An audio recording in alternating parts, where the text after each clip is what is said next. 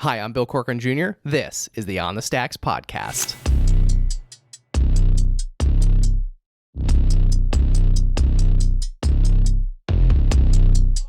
Oh yeah, whoa, look, they can never keep me down, I'm going, and if I ever fail, just know I'll go again. I never quit, cause I know that every loss may lead to another win. I'm going up. I'm not a chef anymore. You know, I cook at home and things like that, but I don't do that professionally. But I take all the things that I learned from these books or podcasts. I'm a podcast junkie, Jill will tell you, or articles, and I sort of whip them up into these new ideas, right? These new ideas for the college. Today, I'm chatting with Stephanie Decker, Associate Vice President of Social and Economic Impact at Lackawanna College. This episode is brought to you by the Pest Rangers. Finding insects in your home can be a real pest. I know I felt that way when I discovered termites living rent-free in my house. But thanks to the team at the Pest Rangers, I'm no longer bugging out over this issue. So if any creepy crawlers are cramping your style, there's no ifs, ands, or bugs about it. You gotta call the Pest Rangers. For more information on how to rid your home from unwanted pests, call the Pest Rangers today at 570-826-1114. Or visit them online at thepestrangers.com. This episode is brought to you by Kavanaugh's Grill, one of my favorite places to eat and drink in NEPA. They've got one of the best outdoor patios with 13 TVs and over 20 beers on tap. You can also dine inside at this cozy Irish-style pub where your beer never goes empty. Did I mention how delicious their food is? Their in-house smoked brisket, barbecue ribs, and wings are to die for. So grab your friends and have a drink on me at Kavanaugh's. Mention code STACKS for one free draft beer with purchase of any entree when you dine in. Located at 163 North Main Street in Mountaintop, Kavanaugh's is open at 4 p.m. during the week and 12 p.m. on Saturday and Sunday during football season. Dine in today at Mountaintop's only Irish-style pub. This episode is brought to you by Burn, the fitness company behind the Today Show approved Burn Board. If I'm being honest, working out can be a real chore, especially as a new dad in desperate need of sleep and cardio. Burn is founded by NEPA native Jimmy T. Martin, and his Burn Board offers a low-impact core and cardio experience unlike anything I've done before. They have hundreds of on-demand workouts that are great for beginners, seasoned athletes, and out-of-shape podcast hosts who love supporting small businesses. My wife and I use it pretty frequently throughout the week, and it's honestly a great way to burn a ton of calories without burning a ton of cash. Not to mention, it's a great tool for skiers, runners, wrestlers, and hockey players. Jimmy is offering all On the Stacks listeners 15% off when they use the code STACKS15. Visit theburn.com today to get 15% off your purchase with code STACKS15 at checkout.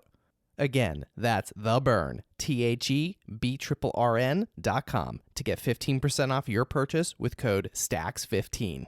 It's time to get on board today with Burn. What's up, podcast? It's Bill Corcoran Jr., host of the On the Stacks podcast, coming to you from the Blue Door Studio, protected by our friends at Ritchie Security Solutions.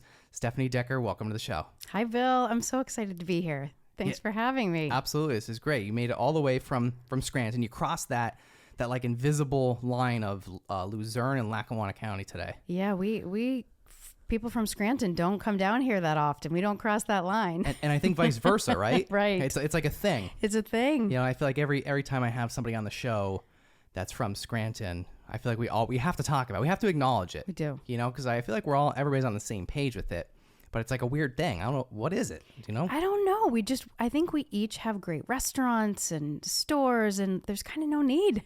Plus, we're so close to everything we need that we're not used to long commutes to get to things, right? Right, yeah, and I think you're right. You know, like you said, all the everybody has like the great restaurants, and there's you know, sometimes I'll go to Scranton for a restaurant or two, and you know, but otherwise, I feel like it's almost like its own like little communities that everyone kind of just stays in, right? Yeah. But I'm glad to have you here. I'm glad you made the trip. You know, paid the tolls, whatever. I did. Whatever you had to pass to get through to Luzerne County, and I'm excited to have you here. And Dr. Jill Murray, I'm always grateful when she recommends somebody to come on my podcast, because I know anybody that Jill recommends is obviously is good people, right? Aw, yeah, she's amazing, isn't she? She is. She's the best. And for those listening that may not remember, Dr. Jill Murray was on the podcast. It's been some time now. She was episode 62, and this is like 130 something. So we're like I can't even believe it's been that long. I feel like I have to have her back on. I feel like it's been. Oh yeah, she's done so much in those 60 some episodes. Yeah, that yeah, you so just much. have to. I know. So, but yeah. So like I said, I'm excited to have you here. You've done some amazing things at Lackawanna College over the last 10 years, right? Yeah, I'm in my 13th year there, which seems like, I don't know, those COVID years are a blur, right? I don't know if it was 1 or 3. Yeah. Yeah. So when you started at Lackawanna College, I think you were in the culinary program, I was. right? That's kind of how you got started there. But for you, culinary, from what I remember from our previous conversation, culinary dates back to when you were like a kid, right? Yeah, literally dates back to the 80s for me. So Yeah. how old were you like when you first, like, how and why did you get into cooking? So the when, I'd say I was about 10. The why is that I'm the oldest of 5 children, the oldest girl, and I feel like as an eldest daughter, if there's eldest daughters listening, we carry a lot of responsibility for our families. And I knew that my mom was facing some serious mental illness. And in the 80s, it really wasn't talked about much, but we also grew up in the public eye because my dad had a 53-year media career. He was a mayor, he was a state representative, so we were very much in the public eye, carrying a secret that we were sort of ashamed of at that time in history. And then my dad, who's a very vocal advocate and has now years of sobriety under his belt, he sort of dealt with that stress with alcoholism. And so at 10, I picked up the duties of cooking because it just needed to be done. On the Stacks will be back in a flash after a word from our sponsor.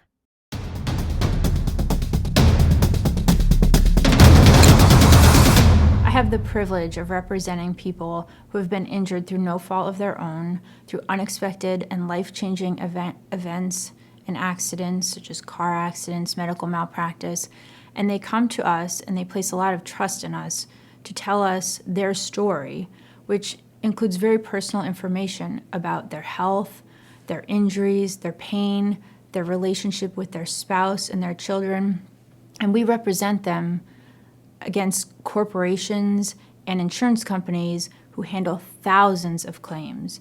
And we make those companies and insurance adjusters know that our clients have a story, that they deserve compensation. And I'm proud to be able to do that for our clients at Ansel & Law.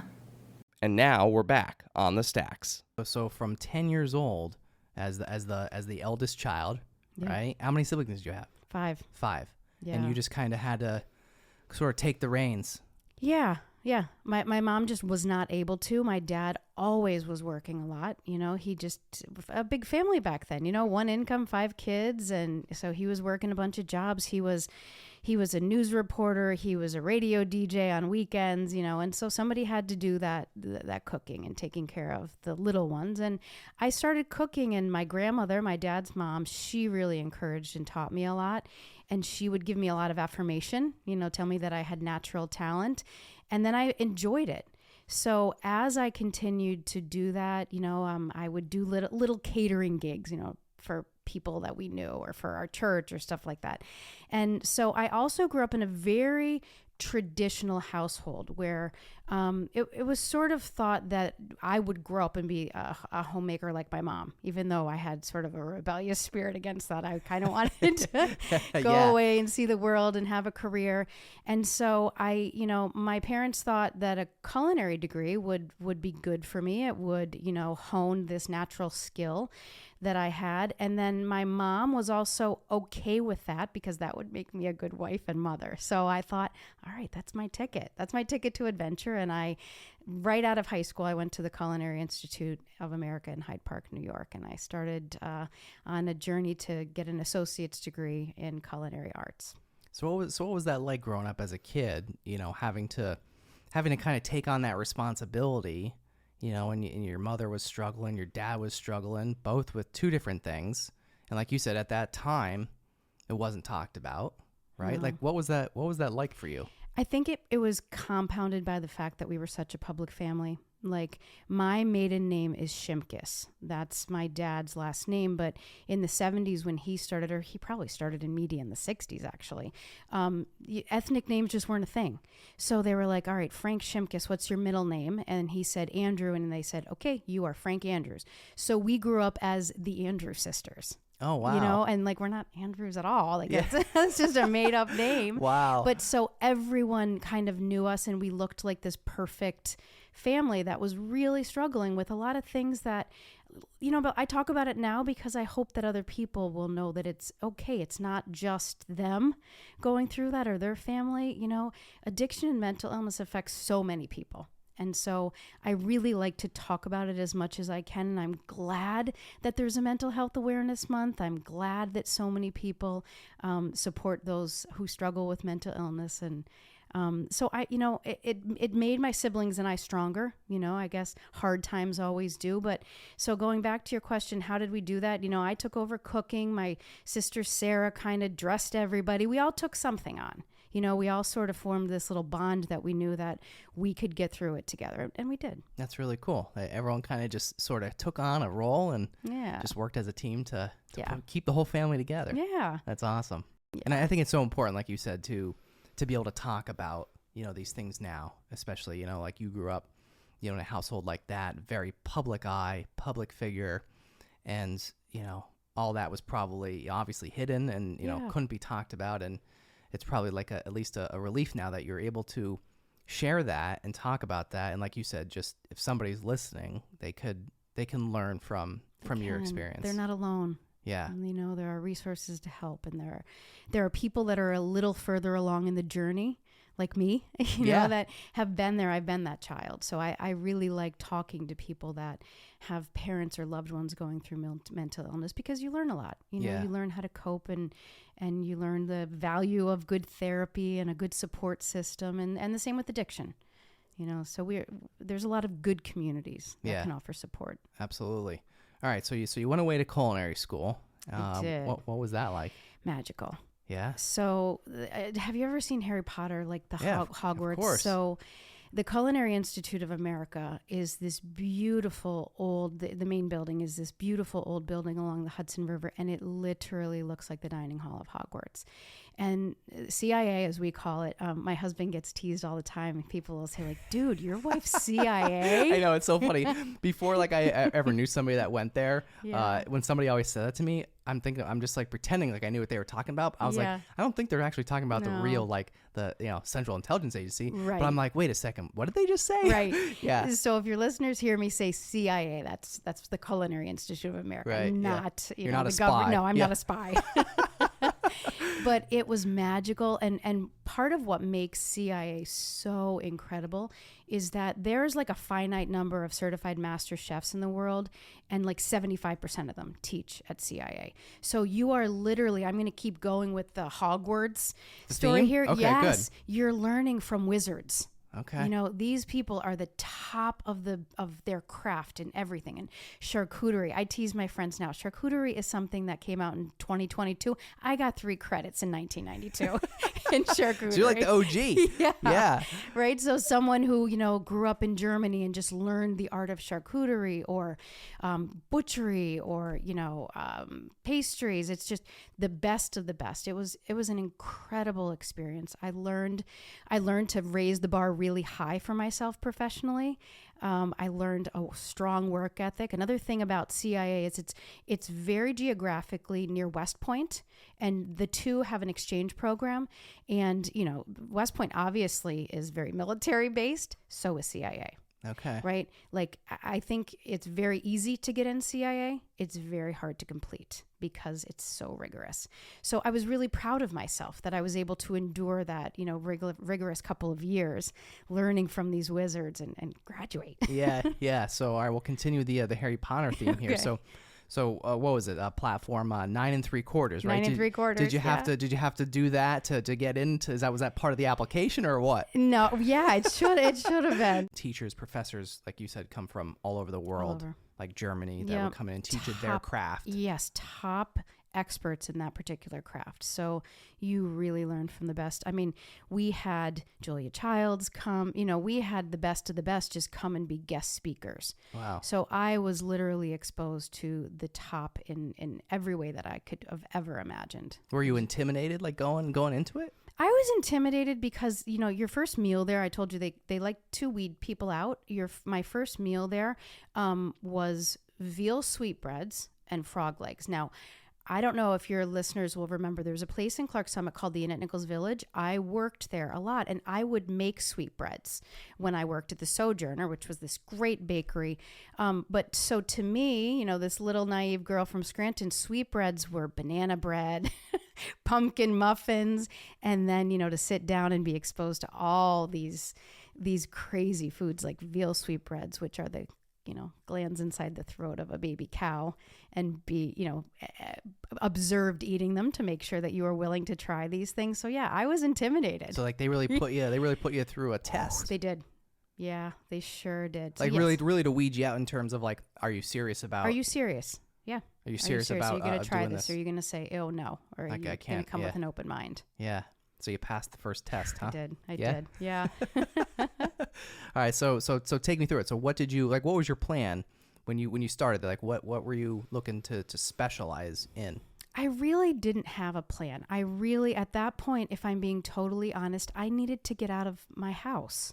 There was a lot of stress there, and I was looking to get a little adventure, and, CIA or a culinary degree was my ticket to do that and to earn a degree. I knew I always wanted to go to college of some sort. I wanted to be a lawyer, but that just wasn't encouraged. So I went to CIA, not really with a plan in mind, but something happened to me while I was there.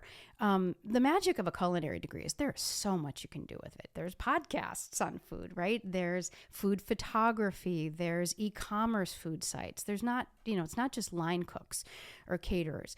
So one day I was studying on Roosevelt Mansion's lawn. That is up there. And quotes from Eleanor were everywhere. And the quote said, do something every day that scares you.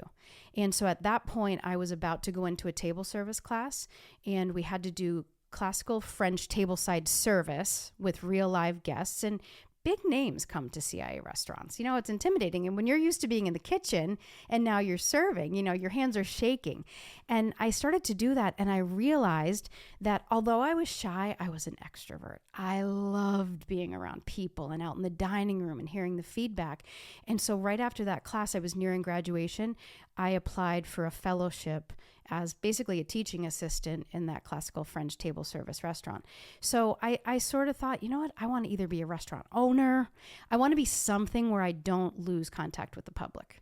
Okay. So but you were still interested in cooking, but also you want to be, I don't know what they call the other part of the restaurant business. Front of the house. Front of the house. But you want to do both. I did. Or just figure out a way to mix the two together. Yeah. I knew that I didn't want, being in the kitchen is a lot, it's a lot of being alone. You're with your little tribe. It's like a team, you're high adrenaline, high stress, get it done, and then kind of clean up and go home. What's that like? I've never worked in a restaurant. I know a lot of people that have. And what's that just from, I mean, I think everybody knows that the restaurant business is a very tough business, a very stressful business. What's tough, it like? It's stressful, it's high speed, it's energetic, it's highly rewarding. There's not many industries that you make a product and get immediate feedback from your customer. If you're making sneakers, you make the sneaker, then somebody has to sell the sneaker, then the customer gets the sneaker and wears them, and then you might get a review, a year after you created the recipe for the sneaker. As a chef, you're getting feedback instantly, and feedback comes in plates that have lots of food on them, right? Why didn't they eat this? Yeah. Or complaints. Why didn't they take it home? Yes, right. Yeah. Right. So it's kind of, once it gets in under your skin and in your blood, it's very addicting. It's an addicting business, huh? It is. It's really fun. So then you apply for this fellowship. Yep. What was that?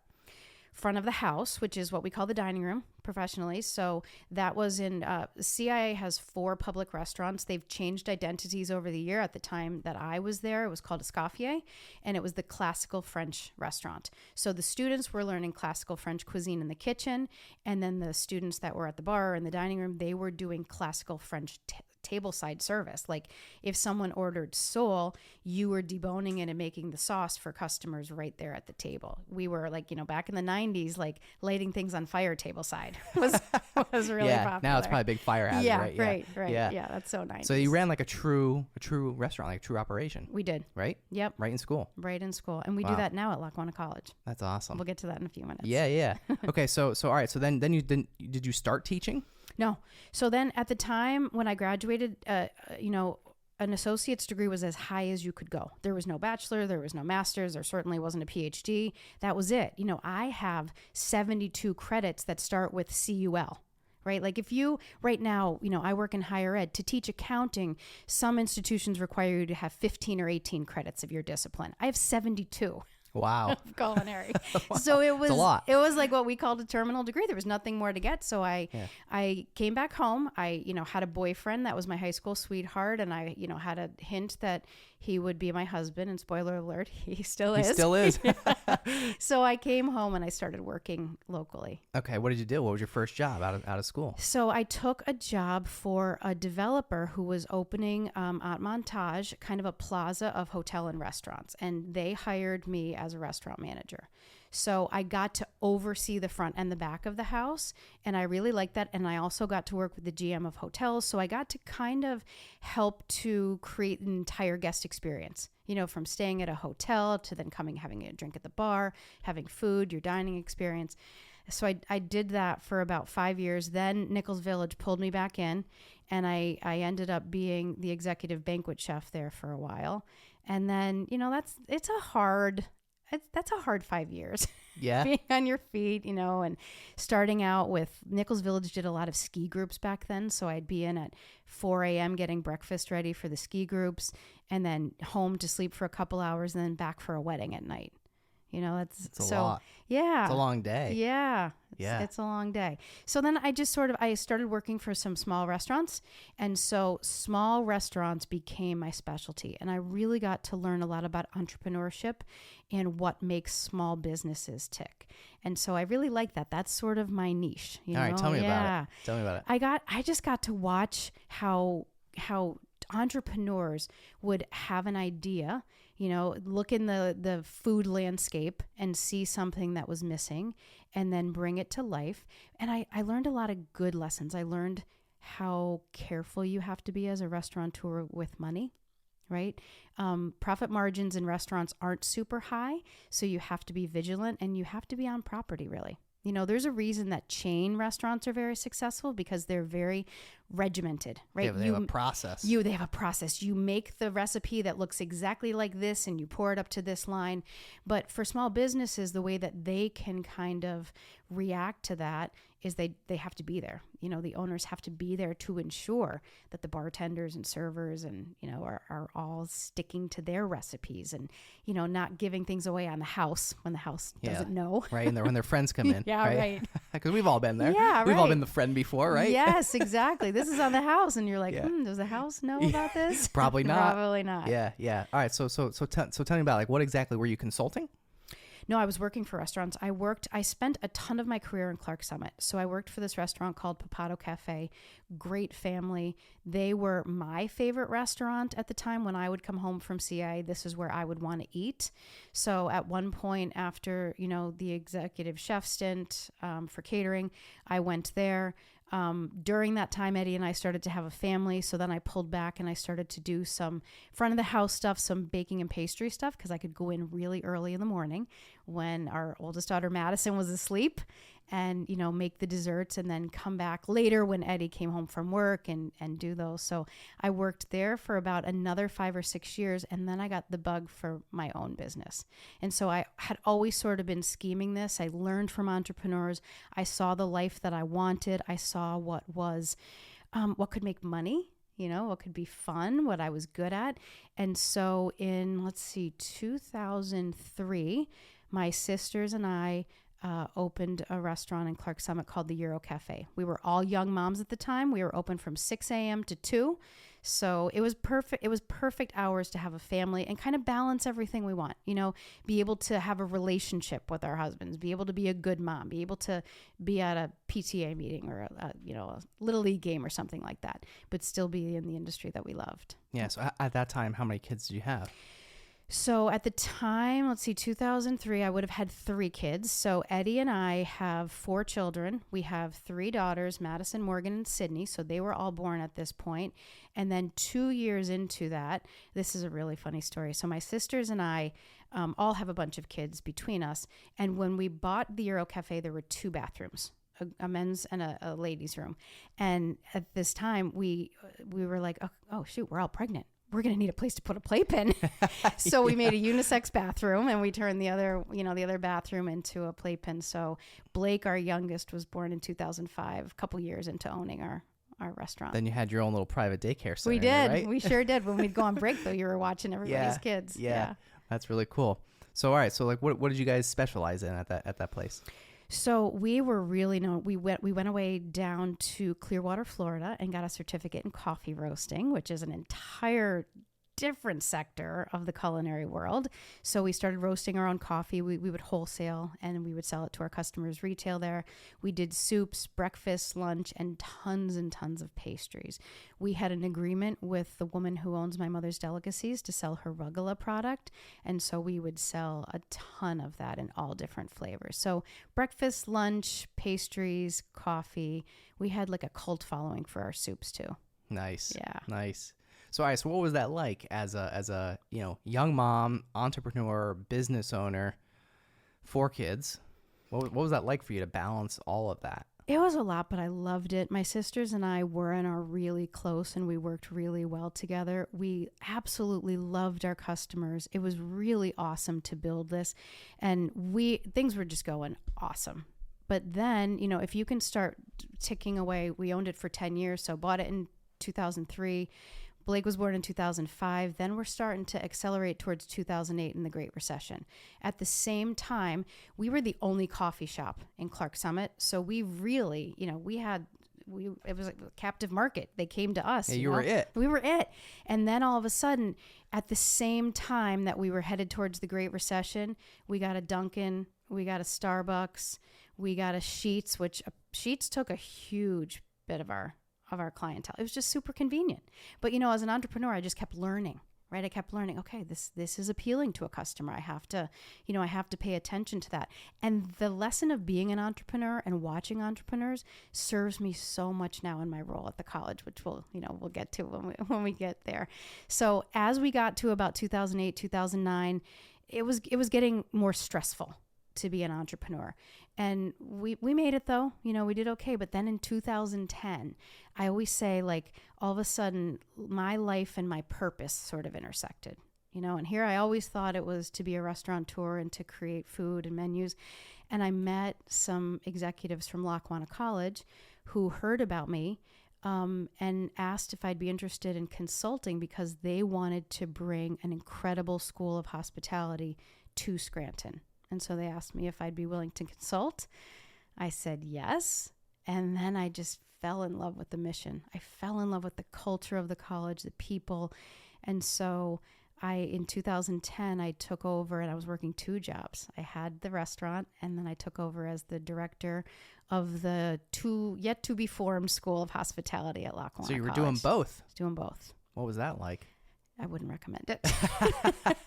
So, it was a lot. Yeah. So okay. So you said you came to this like intersection. Yeah. Right? This intersecting point in your life. Yep. And it was hard, because I was going to let my sisters down. My sisters didn't go to culinary school, right? They just they could be self-taught really well. One of them had a really good banking background, so she and her husband could take care of the finances. Like everybody had a skill set, but if I left them, that was going to be big. So that was a hard decision for me to make, but ultimately we all made the decision together, and we closed the restaurant in 2012.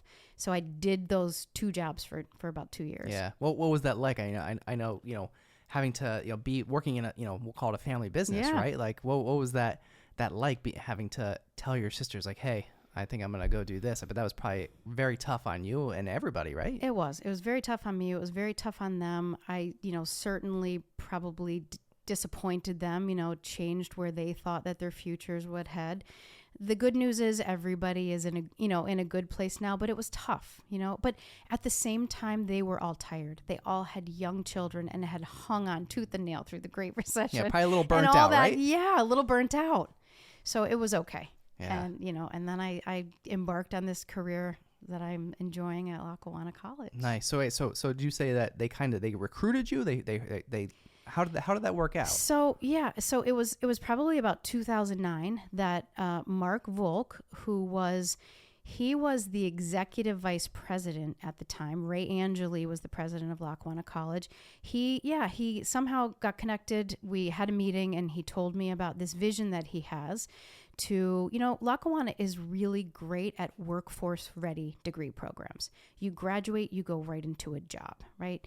Like nursing and culinary, it's not theory. It's you are highly trained to do a particular skill and you get employed instantly. So he saw a vision for bringing a school of hospitality with not only a hospitality, but culinary and baking and pastry degrees to our region. And he wanted to do something as good as CIA, but, on a Northeast Pennsylvania budget, something that was a little, I kind of call us the fast casual of higher ed, right? You have the fine dining restaurants that you get the white tablecloths and the crystal, and that's kind of CIA and Johnson & Wales. And then you have in the restaurant industry, you have the Chipotles and the Paneras that are the fast casual, really good high quality ingredients, transparency, but you don't need China. Right? You get it at a better price point, but still all the things that are important to you.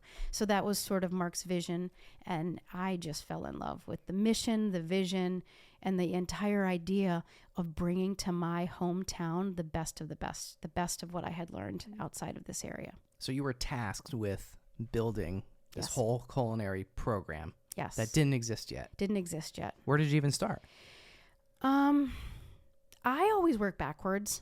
That's sort of my my strategy. I think of the vision of what I want the end game to be, and then I sort of keep walking backwards and say, okay, what has to be true before that, before that, before that, before that. So I always had this vision of having a world-class school of hospitality, bringing, after some time, I did go back for a bachelor's degree at Johnson & Wales, which is CIA and Johnson & Wales consider themselves the Harvard and Yale of culinary education, huge rivals. But Johnson & Wales had an online degree, so it was a no-brainer for me to go there. But, they're expensive schools, and you have to go away. And not all of our students can or want to go away. So I really had a passion to bring the best of those two styles right to our backyard in our region. So I started with that, and I thought, what do I want it to look like? What are non-negotiables for me, right? I told you CIA taught me a really high bar of standards.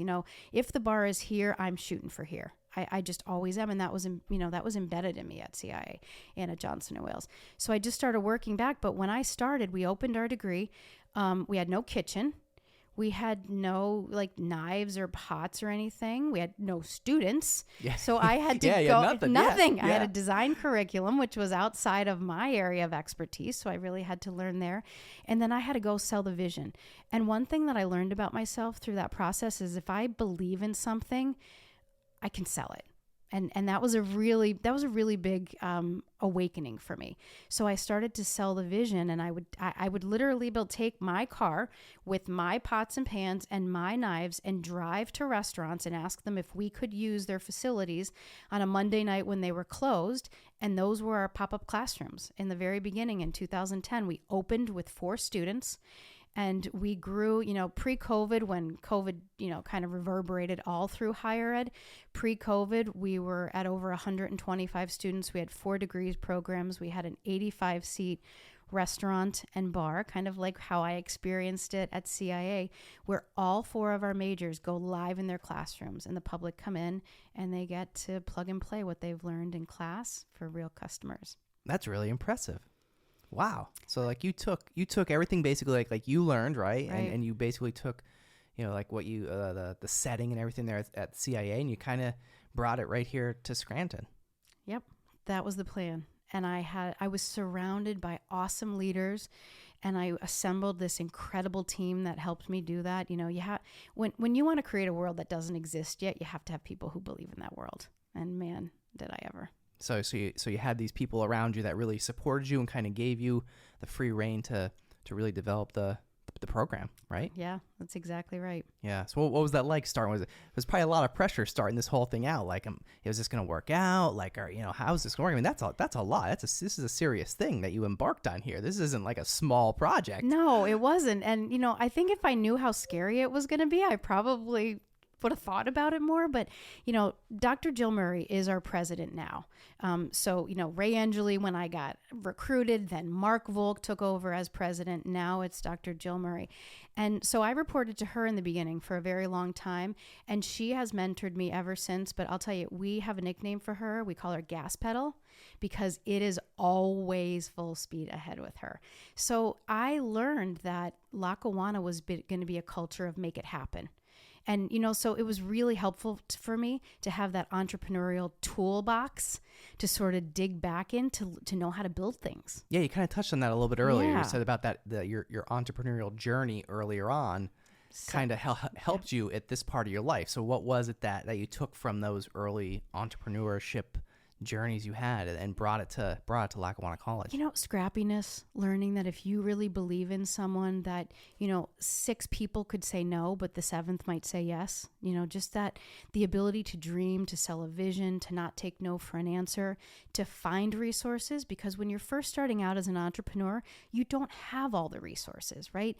You have to either be connected with people that do have those resources, or you have to make do. And, my life as a catering chef really taught me to be resourceful, because if we were doing an off-premise wedding and the electricity went out, figure it out, buddy. Yeah. Yeah. Right. If you forgot something and you're 45 minutes from your facility, you have to MacGyver it. Get into the client's garage and make something work. So all of those experiences, as I said, my life intersected with my purpose. They were all preparing me to build this awesome school of hospitality at Lackawanna College. Did you ever think that you would get into higher ed, like Never. in this aspect? Never. And then come to think about it, people that would work with us at the cafe, I'd be teaching them a technique or something, and it would come back to me after I was in higher ed. And one of our people that we would work with would say, "Wow, you're a really good teacher." But I was sort of like, "Oh, okay," like not like a literal teacher. And then all of a sudden I found myself being a literal culinary teacher. Yeah, you actually became one. Right. So what was that like now, being on that side of the fence, we'll call it, right? You went from student doing this, and now you're teaching and developing these programs. What was that like being the teacher? It was like breathing for the first time. It was just so exhilarating. I realized in that moment how much I had to share. It's one thing, you graduated from college as well. We were talking about this before. It's one thing to learn from a professor who has book knowledge, perhaps only. And it's another thing to learn from a professor or a chef who has book knowledge and who has also screwed this lesson up 12 times and has some really good tips so that you don't. Yeah, like you learn the hard way. Yes, you learn the hard way. Like I could teach them, hey, I messed this up in the industry. Here's what I did wrong. Learn from this. And I would like skip out of class knowing that I was saving them a ton of stupid tax, or time or wasted energy. I loved it. I absolutely loved teaching, and I loved being with students. Yeah. So what was your favorite part of teaching? I think when you see the light bulb go off. As a teacher, there's some students that a teacher wants it more than the student does, and that stinks. You leave there so bummed because you know that they have such potential. But when you see a student whose eyes light up with whatever curriculum, like there was this one girl sitting in a beverage service class, and we were talking about wines and grape varietals and growing conditions and just all of the stuff that might put other people to sleep. And I could just see her eyes widening, and she was just so excited about it. And she went on, she's living in Napa now, and she has a certification from the Court of Master Sommeliers. She's a sommelier out there. She spent time in Oregon. So those kind of experiences, when you watch someone discover their future, that's just You can't beat that. Yeah, there's no words for it. There's no words. I have the Yeah. chills. Yeah. That's Yeah, the so best do day I, at yeah. work ever. Yeah, being able to see, kind of like, it's like a role reversal, and is. being able to see them know that, like, hey, this is what I want to do, and know that you had the knowledge to teach them and guide them. It's very cool. Yeah. Yeah. I love it. Sorry. So where did this program lead you? Like, how long did you run this program, and what kind of came next after this for you? So, yeah, it took a number of years to build the program. And so, as I said, we started out with 2 associate's degree, hospitality arts and culinary arts. Then we added a bachelor's degree because we had a good problem start to happen. We had students who didn't want to leave us, and not just our degrees, other students that, Lackawanna at that time was mostly an associate's degree granting institution. But we had students that were like, boy, I wish you had a bachelor's in this. So, our leadership was wise enough to notice that, listen to our customers, our students. So then we moved on, we developed a bachelor's degree, and then we added a baking and pastry degree. And then Jill Murray, who we've talked about, our president, she's always just mentored me so well. And, I would just say to her, like, I'm hungry for more. It's sort of like, I've done this. What's next? Gas pedal. And Jill she's this amazing leader that if she has talent, she won't miss up having a great thinker or leader at her table just because a position doesn't exist. So she started thinking a new position based on what she saw as my strengths and potentials. And so during the start of COVID, I was transitioning out of the director of the School of Hospitality and into my current role, which is the Associate Vice President for Social and Economic Impact. What is that? That sounds complicated. It's complicated, but it's not, right? So this is sort of always who I've been. I've always wanted the people of our region and our region to live better stories, period. And that's social and economic impact. If we as a higher educational institution can equip our students and our community with the tools necessary to be an entrepreneur, right? I learned a lot about that. And now we have a venture lab, which is a pre-business incubator. It serves students, employees, and external, people in the community, and helps them launch their business ideas. If developing degree programs that help people achieve social and economic mobility, right? Change their family tree, get family wage sustaining jobs, things like that. Connection to the community. Social capital is a really big thing, and a lot of students coming into college, especially those born into poverty, they don't have that. They don't. And Lackawanna College, we are so good at bridging gaps and resourcing students, so they have the same chance of success as another student does. So, at its basic core, in my job, I get to think about ways that education, entrepreneurship, and community connections can help people live better lives. Wow, that's powerful. Wakes you up every day. Yeah. Oh my God. It's like all that combined, and like you said, gas pedal. I love it. Yeah, that's yeah. her. So talk about the culture a little bit at Lackawanna College, because I think that's something so important that I think that makes Lackawanna College stand out, in my opinion, above a lot of other colleges, is this culture that you guys have, this hands-on, down and dirty experience that you're getting from people like you. Yep. And then being able to go out there, and like you said, a lot of these almost or all the students they're being prepped actually to go to work a job. It's not like, hey, you're gonna read this and take these tests and then, good luck figuring out if there's luck. a job for, yeah. So so what's this? It's like a culture of innovation. Right? So recently we polled our employees and just said, top of mind, what words come to mind when you think about Lackawanna College? And over the last 10 years specifically, right? Because we've had a transformation at Lackawanna College, and I hear it all the time from people in the community. And I'm so glad that they see it, but transformation doesn't come organically or easily. It's intentional. So the top word that people kept saying about our culture, they would say things like collaborative, that we know that we have a purpose, but they would always say innovative, and so Jill Murray And Dr. Erica Barone-Preachy and I, she is our provost now, we started to really talk about this and think, hey, we really did work really hard over the last 10 years to change our culture, to change perception, to start granting bachelor's degrees, to start thinking outside the box. Maybe we should start thinking about sharing some of those strategies that we used in order to see organizational transformation. That's a major shift. I mean, Shift. That's a major shift to be able to change the culture and innovate. How did you guys do it? Jill. Jill Murray she is the rainmaker and she is the creator. But I will tell you, I brought a lot of books here today because books are the way that Jill plants seeds. She is a seed planter and she'll look for fertile soil and then she'll watch and see what happens. And, sometimes there's a drought conditioner. Sometimes the soil is just unwilling, right? Right. We're going back and forth between people and soil, but she will plant the seeds of all these books that she'll give to us. And then we'll talk about them. We'll do intentional leadership development. We've been doing that for over 10 years. We do mentoring at Lackawanna College. We do big strategic planning where we really set goals. What is the vision? What is that? Jim Collins calls it the BHAG. What is that big, hairy, audacious goal? All right, let's set it out there. And now how are we going to do it? And who's responsible for that?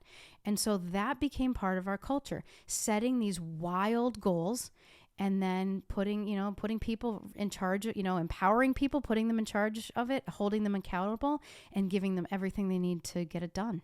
So you brought some of these books with you today. I did. Which one's your favorite here? I think this one here, Creating Magic, was the first book that the college ever gave to me. And, Disney is such a special hospitality company. And, you could see it's all dog-eared and highlighted. And you got a lot of notes in there. Got a lot of notes in there. But that one is sort of my favorite because this started my knowledge on what leadership is and how to be a good leader.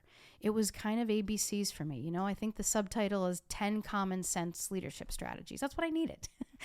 I wanted to be a leader, but no one had ever really taught me formally about leadership or given me strategies to develop myself as a leader. So that book really started my leadership journey for me. Nice. So what's the secretive book club that Dr. Jill Murray's got you guys all wrapped up in here? Oh, I will tell you, be careful. If you ask her for a book. I shouldn't even have brought it up. No. Yeah, she's going to be listening and she's going to be on Amazon buying you a book. As soon as this is out, I'll be getting books before this episode probably even comes out, right? Yeah. Oh, you will. I tell people she's like Oprah, you get a book, get a book. She just passes books out. But she doesn't just leave them out there. When she notices that, the soil is fertile and able to produce a harvest, man, does she keep investing in it and talking about it and nurturing it and showering it with all the things necessary for growth. She's just amazing. So she's a great leader, She's a great leader. Yeah. Wow, that's awesome. I love Jill. Me too. She is the best. I got to get her back on here. You do. And speaking of books, you kind of hinted at it, I think, just a few minutes ago. Yeah. But the three of you are writing your own. We are. Jill, Erica, and I learned so much from books, and I'm not a chef anymore. I cook at home and things like that, but I don't do that professionally. But I take all the things that I learned from these books or podcasts. I'm a podcast junkie, Jill will tell you, or articles, and I sort of whip them up into these new ideas, right? These new ideas for the college. And so Jill and Eric and I have been doing that together strategically for over the last 10 years. And we thought, you know what? Because people have made such comments about the transformation of our organization, let's write down what we did and how we did it so that other organizations or other businesses can copy the strategies like we have from so many other amazing thought leaders. So the three of you are all co-authoring this book. Yes. And putting all these strategies literally down on paper. Yes. So do you have any maybe you can kind of share? I know you're probably still in the midst of writing it. You probably don't want to give too much away. Right. But do you have one or two things that maybe you could share that you guys are currently working on? Well, one of them I just shared with you. Erica and I talk a lot about the soil metaphor and how, as a leader, you really have to, if you're not learning, you're not growing. right?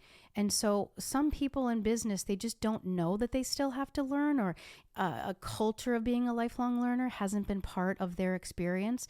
So Erica and Jill and I write a lot about how Jill sews into employees and what strategy she uses. And, you know, Jill and I, or Erica and I, kind of make fun of her a little bit in some of them, because sometimes you'll be like, okay, Jill, I'm drowning. Drowning in books. I'm drowning in books. Yeah. I don't have enough bookshelves in my house. Right. But there's another, you know, another chapter that Erica and I and Jill talk about, and we call it successful failures. And we've really learned to not only be okay, but to encourage failures. You know, if you're not failing, then you're not trying enough. And we're not talking $5 million, you know, or somebody loses a life failures. Micro failures. Right. We're talking about micro failures where you come up with an idea, you do your due diligence, you hold people accountable, everybody really tries, but it doesn't work. And then you just change gears. That's okay. Yeah. You change gears. And so we have developed a culture of that.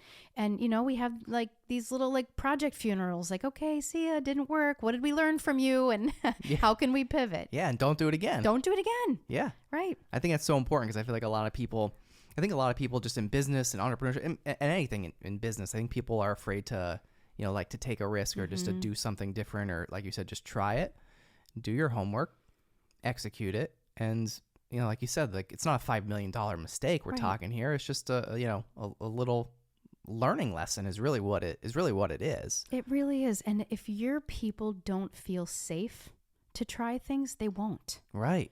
Make it safe. Make it safe to ask wild questions, to think about what we should be doing that we aren't, to challenge that's the way we've always done it in this industry, to look at what the customer wants, and then to make a really good, you know, educated try and say, okay, it didn't work and we're going to be okay. Yeah. Let's get back. And try Exactly. again. Yeah. So you also said you're a podcast junkie. You learn from podcasts. Like what have you learned just from listening to other shows? I always find it interesting, you know, obviously being myself in the podcast world, like what have you learned professionally? Oh, that's a great question. And I'm really going to have to narrow it down. Because it could be personal I listen stuff to too. a lot of leadership podcasts. Okay. John Maxwell is he's classic. I learn from him every time I listen to him.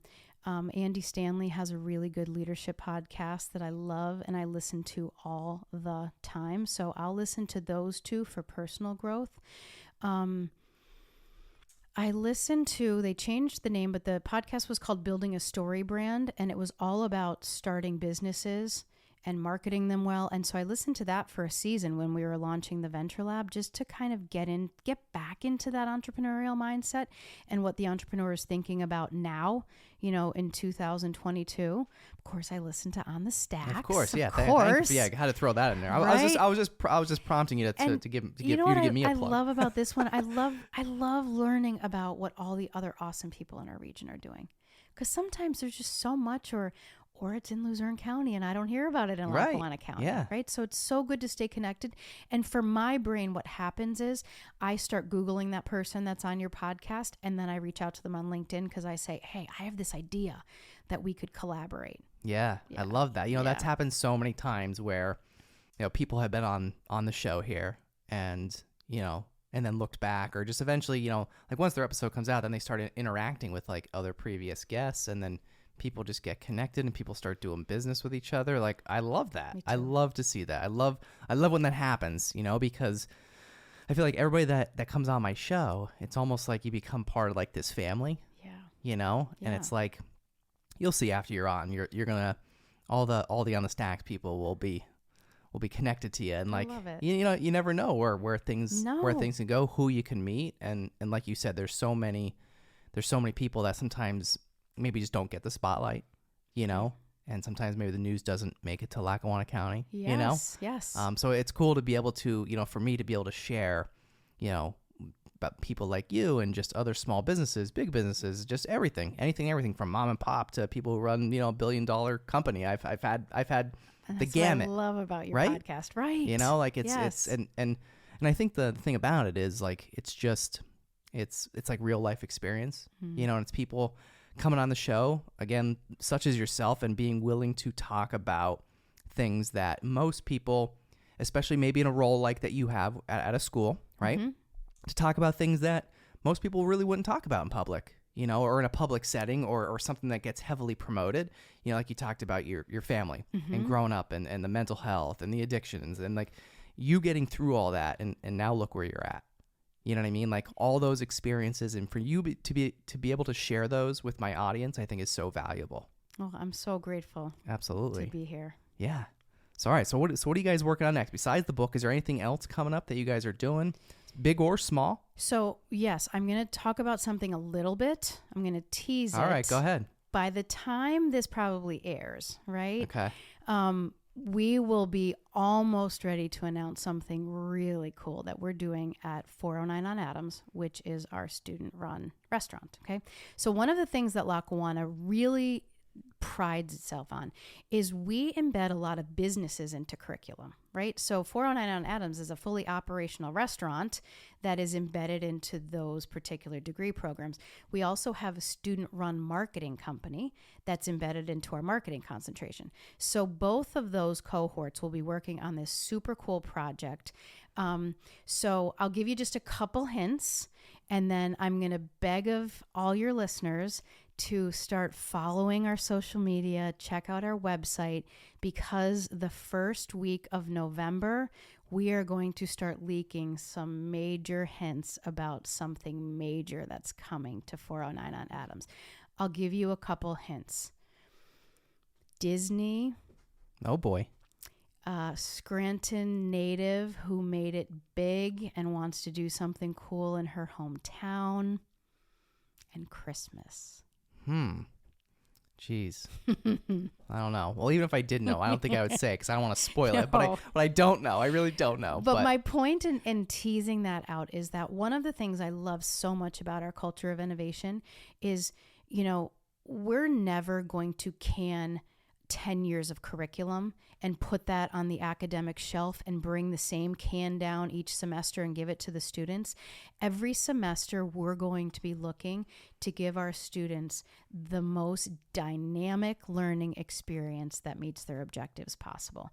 So I don't know if you heard about during COVID, we did Rally for Restaurants, which was this super successful pivot to the problem of restaurants were closing and how could we open and take patrons from the restaurants that were literally dying on the vine. So Rally for Restaurants was just this incredible learning environment for our students during that time. Guest chefs from all these restaurants came in, taught our classes, and then because we had the employees and the students, we had all the food because that's how we teach them. We had all the bar, we gave the restaurants all the profits. Every dollar of revenue that came in. So that was so fun for students. And, I remember at the end of that, Jill said to me, so what are you going to do next? And I was like, oh crap, how am I ever going to top this? And so we go to the team meetings and we talk about how we're going to top it, but we got something really, really good. How do you keep topping yourself? Like it's books, great. Surround yourself with great people. Internally, externally, like like every time I make a connection with somebody externally, I get a great idea.